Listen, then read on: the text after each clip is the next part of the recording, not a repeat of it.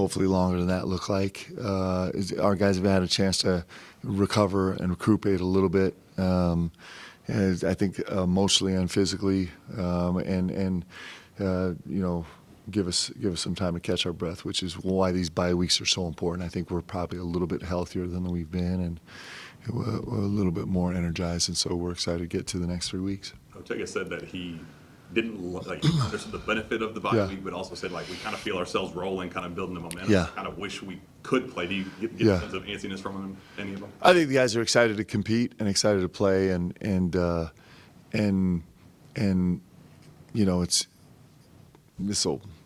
not going to affect us one way or the other.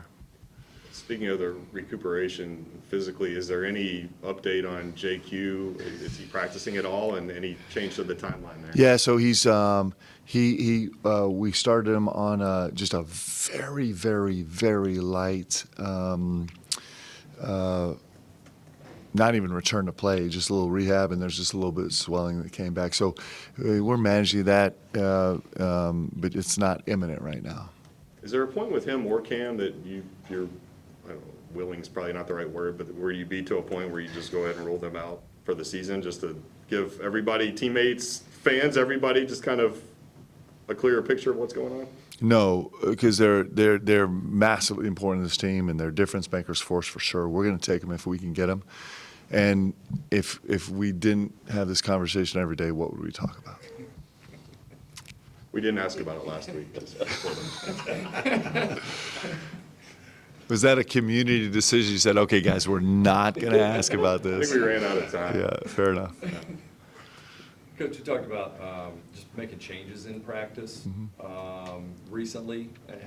What have you seen from that, and are you continuing to do some of that? And Yeah. can you let us in a little more? Our guys have been willing, so we're trying to, you get to this point in the season, and everybody's worn down and beaten down, and you're trying to save so much emotion and physicality as you can for the game. For us, that wasn't functioning very well for us. We needed to get peaked for at least a solid segment where it was kind of violently physical and combative in practice, just because it was just the makeup of this team. For whatever reason, this team needed it, and our guys have been willing to do it. I think they've seen good success from it. Today will be another really, really important test for our guys about, can we get to that level of physicality today for a couple segments in practice? It's given us good results, so we expect it will continue the challenges to get there, and I think our guys have done a great job doing it. Speaking of physicality, Florida, probably one of the most physical teams, not just in the conference, but in the country. When they beat Bama, they had 72 second chance points, so how are the guys getting ready for what's probably going to be a battle on the glass and on the block? Yeah, it's Florida presents a lot of issues. I don't know if they're the biggest front line in the country, but they're definitely the most experienced and tenured, and have the most winning under their belts. They know exactly who they are. They know exactly how they do this. They're a dominant force. What they've done the last several weeks in the league has been really impressive. Just the margin of victory. They're really dominating opponents, and they do it with this front line. Their backcourt is playing better. They're feeling more comfortable, so I think they're contributing more. But this front line is deep, big, physical, imposing, and so it's a challenge for everybody, and it's going to be a great challenge for us. When you watch Chinyelu, just what makes him so effective as a rebounder? He got 20 last night again, and how do you? I imagine you can't stop him, but how do you just even try to contain? Well, you think about his matchup last night too. He's matched up with one of the biggest, strongest guys in college basketball, and still to have a performance like he did, he is. He's relentless. He's really physical. I think he doesn't really feel contact. He just kind of runs through it all the time. He's got an unbelievable work ethic from a distance. That's how it looks. He'll play through exhaustion. He's really impressive. Obviously, his physical size and strength are impressive, but it's more just his force of will to just kind of get his job done is pretty impressive. With Malachi, you said after the last game he was really aggressive in the post, physical in the post offensively. Was that a point that he made himself going into that? And is there a balance of there was one time he had a turnover, he had a couple of good buckets as well. Is there a balance of trying to be aggressive without being too aggressive? Or how did he use that against Florida too? Yeah, so I think he was disappointed with his first half at Tennessee. I think that stuck with him over the last few weeks. It's like that's not happening again. I think he felt like he got a little bit dominated, especially on the defensive side, him guarding in the post, and that translated to the offensive side for him certainly in the game last Saturday. And he can't get to. There's no overkill. Like I want him to be like 100% physicality, 100% aggressiveness all the time. He is putting together a really terrific freshman season, and he's not even scratching the surface of what he's going to be. And a lot of it is going to be him harnessing his force and physicality and imposing that. He did it really beautifully in two huge possessions, one with just 2 minutes left in the game against Tennessee, where he just said, I'm not going to be denied here as an offensive player going to work. He's got the ability to do that. So we just want to keep growing that and fostering that and all gas on that for sure. What are some other things that you really want him to improve on? I would like for him to improve on his, he's actually got real skills as a defensive player. And I think he is versatile as a defender.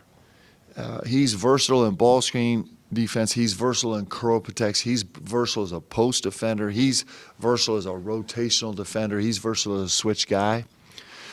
His upside is really high and he's smart. And so he's one of those guys that you can actually give a bunch of that we're going to be able to give more and more freedom to in terms of allowing him to choose a coverage based on time and score, where it's not like we're not actually making the adjustments from the bench, which is hard to do within a possession. I think he's got a ton of ceiling there. I think he's got a big ceiling as a passer. He'll continue to get better and better and more sure as a passer. I think he's going to be able to shoot the ball. I think the sky's the limit for him. Defensively, people always talk about the physicality with these freshman bigs, especially, and trying to adapt to that. How much of it does it take to adapt to the speed of the game mentally, especially as a defender, as a help defender, as a post defender, and kind of catch up there as the course of your freshman year goes? But normally it takes a lot. Normally you have freshman bigs that are turnover guys. I mean, that's just what a freshman big is. Usually a talented freshman big, usually a turnover guy. And Malachi hasn't been. He's been extraordinary. For him to be as positive as he is as a plus assist turnover ratio is really impressive. But you're facing a different scenario every single game. He's going to face Chinyelu, who's a guy he's never faced, like a style of play that he has not faced, and it's going to be really exciting. A front line like Tennessee is probably something he hadn't faced before. They're different than Gonzaga's front line, right? And he was in a much different role than he was before. So as a freshman, you get to face something you've never seen before. And so it's a first time for everything. It's hard when it's the third, fourth, fifth, sixth, 10th time you're facing something. But as a first-time guy, man, he's done it incredible. You've seen it with Ortega and Mo. What's DA's process look like preparing for his former team? And would you say he's treating this like just any other game? I think DA is pretty steady right now. His play over the last month has been phenomenal. He's had huge number of games. He went on a 4 or 5 game tear where it was just his numbers were outrageous. His decision making, he just is getting more and more comfortable. You can see him making the transition from doing his job to playing the game, right? From doing the game to playing the game. We've seen that happen in real time over the last month, where in practice too now, you see him just feeling so comfortable with what we're doing and so confident and such a believer now in trying to attack the game. We attack the game. It's been fun to watch him grow. He's just a solid dude, man. He's a competitor. The brighter the lights, the more excited he gets, the more capable he gets, and he functions well there. So I expect him, as the season progresses, to just get better. Out of timeouts and to start games and halves, feels like y'all had a really good success rate with those. Do you have any numbers that you can share of how efficiently y'all are doing it, and have you seen it improve throughout the season? We were disappointed with our performance on offense and defense on UOB possessions from last year. So we've made strides on both sides of the ball there. ATOs were not actually as efficient as we were last year, although I think we're really growing into it. I think we're making progress there in ATOs, and that's all part of us knowing each other and our guys knowing each other. But it's a place where we feel like we can affect the game. Have you guys, unless you've changed it up, I think at halftime, you and the assistants meet in kind of one area and the players kind of meet together in the other area. Have you noticed when you come together toward the end of that break, maybe a mood change, maybe the Tennessee game Saturday compared to Michigan State Gonzaga, maybe guys a little bit more cohesive or locked in or not as daunted by the big deficit? Well, our guys, we certainly know each other better. I think our guys have earned confidence just by their resilience and their refusal to kind of stay down. I think our guys understand the process better. Our expectation is we go as a staff, the team goes as a team. They get a chance to kind of diffuse, kind of let some of the emotion go away, and then to be really constructive, talking about what they have. And then when I walk in the locker room, the first question always is, "All right, what do you guys have for me?" And the guys talk first. And you know, I think our guys are getting used to that process. I think it's a pretty unique process. I don't know who else does it, but for me, it's really important. Like, I don't want to waste time telling guys stuff they already know, and I also want to know what they're seeing in the game. I think that's one of the things that helps us with our adjustments in the game is me hearing what the guys are feeling and seeing, and they're already, you know, focused on already, so that I can just touch on those things and then move into spaces where maybe they're not seeing the game. So I think we're better at it. I think we're just better. It's the course of a season. You get better at it. It's another tough road environment. Is there any emphasis on certain things so you'll have a good start, maybe like the Arkansas game minus the technicals, of course, versus how the Vandy game or other road games will go? Yeah, I think that's been a movement rather than there's a change right now. So that's an iteration that we're trying to continue on in the process of being more solid. So we'll continue with the changes we've made, and hopefully they'll continue to have a positive impact. There's so much attention on the Florida front court. What have you seen about just kind of the growth from the back court and their consistency? I think they're growing into what they're doing too. I think, you know, you probably had the most productive ratio-wise game that they've had so far against Georgia. And I think they're under, you know, it's for both those kids coming in new to this Florida front line. I think there's, you know, I don't know anything about the ins and outs of their program, but just from a distance, I might speculate that it would take that backcourt time to understand what they had, because what they have is really unique. And so trying to figure out how to work in the context of that, I think it would be understandable if it's taken some time. I don't know if it has or not. That would be for them to say. But they're really talented players, and they're playing better. What have you seen specifically from Boogie? I know I think 0 assists last night, but his assist numbers were really up until last night, and he seemed to just be getting more comfortable. I think he's a terrific offensive player. On film, I'm impressed with what he's doing defensively. Like, I'm really impressed with his impact on the game defensively. He's you know, he's a steals guy. He's a passing lane guy. He's pesky. He's got some, like, on film, it looks like he has some length that's problematic. He's challenging passes out of ball screens. You know, he's kind of having a real impact on the game there.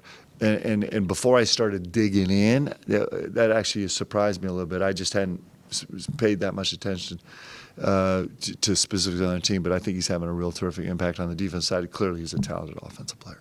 How would you assess the limited zone defense that you've done so far this year? Do you see yourself using it in Florida at all? I think we've been solid in picking and choosing our places to use it. We may have underutilized. Some of our changing defense. It's probably got a little more space in the game for us, but I think we've been really strategic, and the numbers have borne out to be pretty positive for us. You know, and I think it's something we'll use. We'll use some changing press and some changing defenses probably in every game as we move forward. We have just about every game so far this season, and it's just a way for us to change up the feel a little bit, just give teams a different look. You know, I think sometimes it just helps us refocus on the game. It's just kind of, you know, instead of being focused on the flow of the game or the emotion of the game, it dials you back and be like, okay, I have to think about this possession right now. So we'll continue to use it that way. Ortega talked about one of his recent interviews, but Saturday being for the SEC lead. Have you kind of stressed that at all this week? I'm not making a big deal about it. It's like this is a great league play. Like there's I don't know how congested it is in this space, but every team in the league is like separated by one game. So it's like a game. The goal is not to be in first place halfway through the season, to be first place at the end. And so this game matters. The game on Tuesday is every game is so important. So I don't think we'll spend a lot of time on that, but it's just every game is big.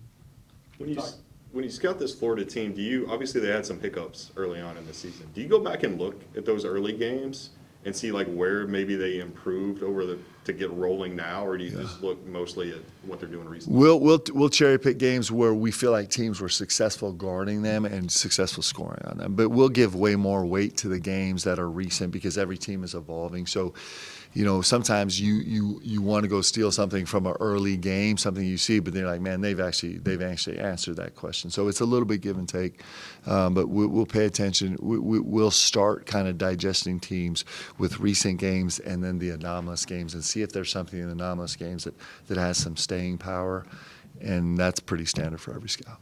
You talked a lot about the growth and evolution of Florida, but to kind of piggyback off that, you all have had some hiccups and now you all are rolling. So, I mean, what about the growth and evolution of your team from that Gonzaga-Michigan State game to, now?